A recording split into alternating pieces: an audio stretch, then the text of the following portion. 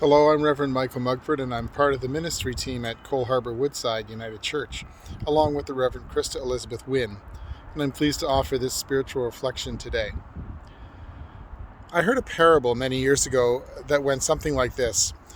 A colony of people were traveling across a great land looking for a new place to settle.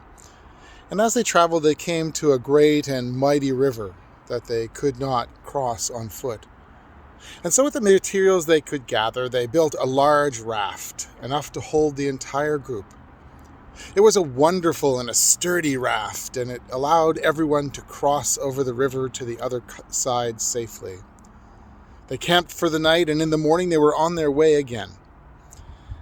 As the group traveled through the day, they began to realize that their numbers had diminished, and they grew concerned, and in case those who were missing were simply traveling more slowly, the colony slowed its pace as well.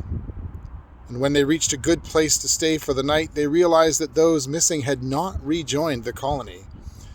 And concerned, they stayed for the night and decided that in the morning they would retrace their steps to find those who were behind.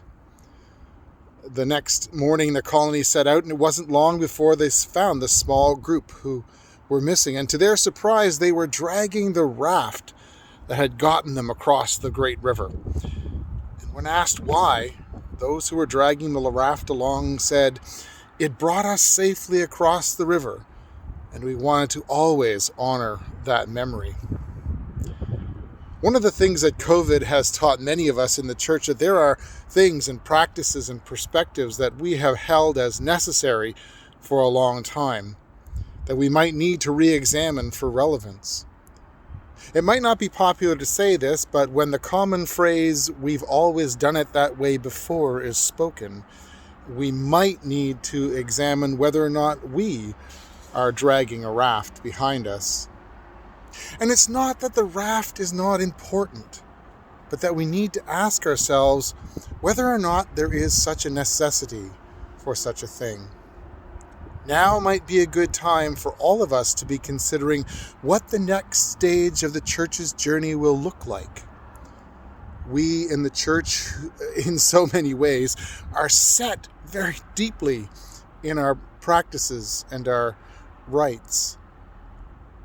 We were required very quickly to adapt to new ways last March when COVID exploded into our province. And this also meant that our lives of faith needed to adapt very quickly as well. When we couldn't attend worship in person, we needed to quickly figure out how we would maintain our sense of connection with the church community that cares and supports us, that helps us to access God's presence in rite and in sacrament, that helps us to express the love of God in the joy of new life in baptism, and the comfort of God in grief in the ending of life. Our faith hasn't changed, but the expression of that faith has been found in new ways of coming forward. These regular spiritual reflections, for instance, are new ways of finding our way into the faith more deeply. Jesus could be seen as an innovator and adapter of faith as well. He offered his Jewish faith a renewed and a new expression of that faith, which his followers continued to adapt and make this new expression for their context.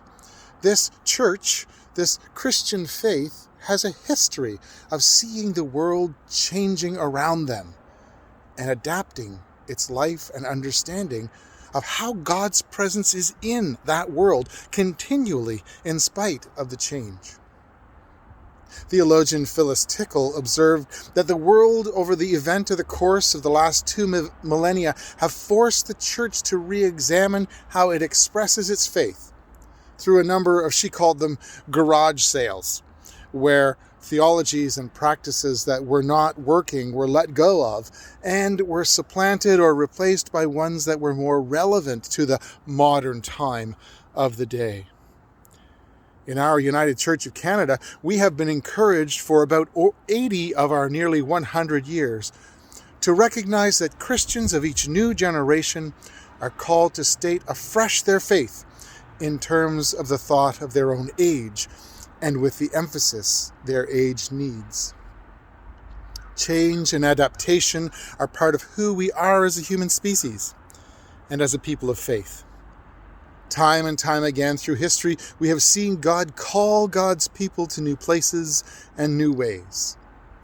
Perhaps, with COVID and our pace being slowed and our time in isolation, these are gifts that God will use to help us see, to learn, and to understand what new thing God is revealing.